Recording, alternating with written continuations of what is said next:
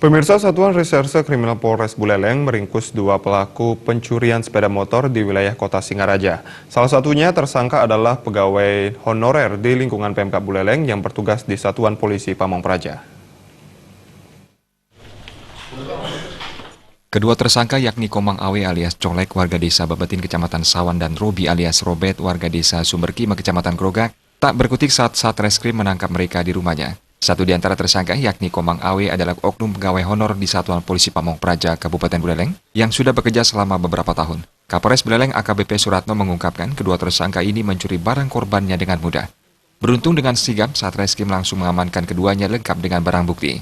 Dari kedua tersangka diamankan 2 unit sepeda motor yang sudah dipreteli. Mereka berhasil mencuri motor korban dengan modus kunci nyantol dan memanfaatkan kelengahan para korbannya. Khususnya curanmor sudah cukup turun, rata-rata 1 minggu kejadian hanya 1 atau 2 kejadian. Dan rata-rata pun karena kelalaian dari masyarakat.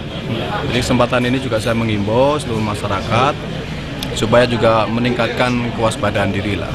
Kalau punya motor ya kuncinya jangan nyantol. Ini 2 curanmor ini kuncinya nyantol semua ini. Termasuk yang diambil oleh salah satu oknum honorer dari Pol PP ini karena kuncinya nyantol.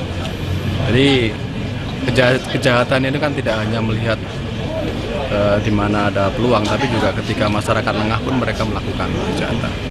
Sementara itu tersangka mengaku baru pertama kali melakukan aksi pencurian. Rencananya hasil pencurian akan digadaikan untuk memenuhi kebutuhan hidup. Tersangka mengaku hilaf atas perbuatannya setelah ditangkap polisi. Baru 1 kali. Rencana mau diapakan? Mau digadain. Digadain. Kenapa ngambil? Hah? Kenapa ngambil motor orang? Nggak kerja. Betul. Oke. Selain pelaku curanmor, polisi juga mengamankan pelaku kasus cusa, curat, pencurian ringan serta tindak pidana dalam keluarga. Dari beberapa kasus tersebut, semua tersangka diganjar dengan pasal 362, 363 KUHP dengan ancaman hukuman 5 hingga 10 tahun penjara. Komang Yuda, Bali TV.